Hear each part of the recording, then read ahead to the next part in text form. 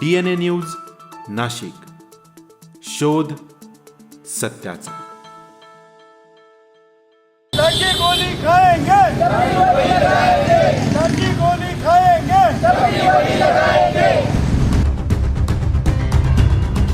नाशिक मनपाच्या अतिक्रमण कारवाई विरुद्ध रणशिंग, राजीव गांधी भवन इथं धरणे आंदोलन, स्ट्रीट वेंडर ऍक्टचं उल्लंघन, आयुक्तांविरुद्ध न्यायालय अवमान याचिका दाखल करण्याचा इशारा, गरीब टपरीधारकांवर अन्याय नको, ॲडव्होकेट सुरेश आव्हाडांच्या नेतृत्वाखाली प्रशासनाचा निषेध। नाशिक महानगरपालिकेकडून शहरात राबवण्यात येत असलेल्या अतिक्रमण मोहिमेविरोधात आज राजीव गांधी भवन इथं ॲडव्होकेट सुरेश आव्हाड यांच्या नेतृत्वाखाली तीव्र धरणे आंदोलन करण्यात आलं। यावेळी प्रशासनाच्या मनमानी कारभाराचा निषेध करत उपायुक्त श्री अजित निकेत यांना मागण्यांचं निवेदन सादर करण्यात आलं। गेल्या काही दिवसांपासून मनपा प्रशासनाकडून गरीब हॉकर्स आणि टपरीधारकांवर बेकायदेशीरपणे कारवाई केली जात असल्याचा आरोप आंदोलकांनी केला।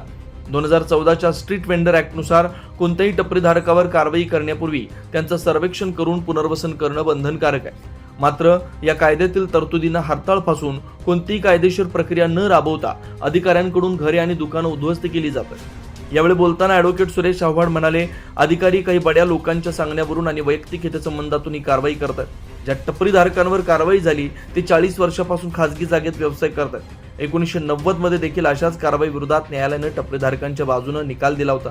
न्यायालयाच्या आदेशाचा अवमान करणाऱ्या आयुक्तांविरुद्ध आम्ही आता अवमान याचिका दाखल करणार आहे। या आंदोलनात ॲडव्होकेट संदीप दंडगव्हाण, हाजी मोहिनुद्दीन शेख, रुपाली हिंगमिरे, श्रीकांत आडोळे, महेश खांडेकर, सारिका शर्मा, सविता पाटील, आकाश सुरडकर, विजय पगारे, नैना गिरी, निलिमा बोरसे, विजया गोस्वामी यांच्यासह मोठ्या संख्येने नागरिक उपस्थित होते।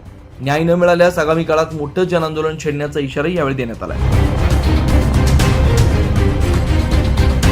की नाशिक शहरामध्ये विविध कारणामुळे अतिक्रमण विरोधी कारवाई केली जाते।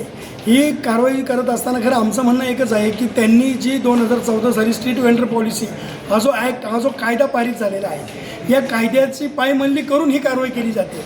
अनेक ठिकाणी जे टपरीधारक असतील, हॉकर्स असतील, खरं बघायला गेलं तर यांचं बायोमेट्रिक सर्वेक्षण व्हायला हवं होतं, त्यांचं पुनर्वसन व्हायला हवं आणि त्यानंतर त्या जागा किंवा त्या टपऱ्या खाली केल्या पाहिजेत। परंतु आपण जर बघितलं असेल तर परवा मालेगाव स्टँड ते रामकुंड या परिसरामध्ये जे असणारा वैष्णव रोडवरील काही टपरीधारक आहेत, सुमारे 40 वर्षांपेक्षा जास्त कालावधीपासून हे लोक तिथे राहत आहेत, त्यांच्यावर बेकायदेशीरपणे अतिक्रमण कारवाई करण्यात आली। याचा निषेध आम्ही नोंदवलेला आहे। आपण जर बघितलं असेल तर 1990 साली ह्या लोकांना सदरील जागा खाली करण्यासाठी महानगरपालिकेच्या वतीने नोटीस पाठवण्यात आली होती आणि ह्या नोटीसच्या विरोधात हे संबंधित जे टपरीधारक आहेत यांनी नाशिक येथील न्यायालयामध्ये दावा दाखल केला होता। या दावामध्ये ऑर्डर झालेली आहे, निकाल लागलेला आहे। निकालामध्ये सांगण्यात आलेलं आहे की जोपर्यंत त्यांचं पुनर्वसन होणार नाही, यांच्या ज्या जागा आहेत, वास्तविक बघायला गेलं तर ह्या जागा महानगरपालिका हद्दीत नव्हत्या। ह्याच्या जागा, ह्याच्या ज्या टपऱ्या आहेत या तिथं जे गोसावी समाजाची जी जागा आहे, जी स्मशानभूमी म्हणून गोसावी समाजासाठी दिलेली आहे, तिच्या काही भाग, त्या जागेच्या काही भागामध्ये या टपऱ्या गेल्या अनेक वर्षांपासून आहे।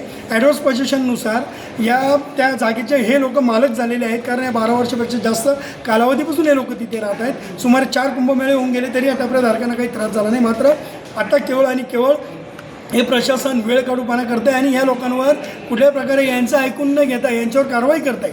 आम्हाला असा संशय आहे की तेथील स्थानिक जे काही त्या जागेचे मालक असतील किंवा जे म्हणजे ती मालक ती जागा नाहीच आहेत, परंतु जे काही आता स्वतःला तिथे अध्यक्ष म्हणून घेतात हे लोक ह्या नगरपालिकेला हाताशी धरून केवळ आणि केवळ हे आमच्या लोकांच्या टपऱ्या काढण्याचा प्रयत्न करतात। याच्यामागे मोठ्या प्रमाणात अर्थकारण झाल्याचं असं दबक्या आवाजात चर्चा आहे। याचं संशोधन झालं पाहिजे। आमच्या लोकांना कुठल्या प्रकारची नोटीस न देता किंवा त्यांचं सर्वेक्षण न करता त्यांच्या टपऱ्या एका रात्रीतून येऊन तोडण्यात आलेल्या आहेत। आपल्याला जर खरंच अतिक्रमण कारवाई करायची होती तर आज आपण बघत असाल तर मेन रोडचा काही भाग असेल, आरकेवरचा काही भाग असेल, असे विविध ठिकाणी मोठमोठ्या प्रमाणात अतिक्रमण आहे। तिथलं अतिक्रमण अजून आहे तसंच आहे। आम्ही म्हणणार नाही तिथलं अतिक्रमण काढा, उलट तिथलं देखील अतिक्रमण हे संरक्षित करा। परंतु केवळ आणि केवळ जाणून बुजून ह्या गोरगरिबांच्या टपऱ्या तोडणं याच्या मागं काहीतरी फार मोठं षडयंत्र असल्याचं तिथे बोललं जात आहे। आमची मागणी एकच असणार आहे की या लोकांच्या तोडलेल्या टपऱ्या पुन्हा त्यांनी आहे तिथं बांधून देण्यात याव्यात। त्या लोकांच्या जेवढ्या जागा आहेत तेवढ्या जागा त्यांना त्यांच्याप्रमाणे मिळण्यात याव्यात आणि त्यांची नुकसान भरपाई देण्यात यावी। अन्यथा येथे आम्ही मोठ्या प्रमाणात जनआंदोलन छेडणार आहोत। तिथला आमचा व्यवसाय हा कंटिन्यू आम्ही तिथं सुरू ठेवणार आहोत। भले त्यासाठी आम्हाला जेलमध्ये जाण्याची वेळ आली तरी चालेल। यासाठी आज आम्ही एक दिवसीय धरणे आंदोलन इथे महानगरपालिकेसमोर आयोजित केलं होतं। आयुक्त साहेबांकडे आम्ही भेटण्याची वेळ मागितली, परंतु आयुक्त साहेब गेल्या अनेक दिवसांपासून जसं काहीतरी चर्चा विना पळ काढतायत, कुठल्याही प्रश्नांना उत्तरं देत नाहीत, त्या पद्धतीने आज देखील ते आम्हाला भेटल्या नाही आणि निकत साहेबांना आज आम्ही निवेदन दिलेलं आहे. Bureau report DNA news Nashik.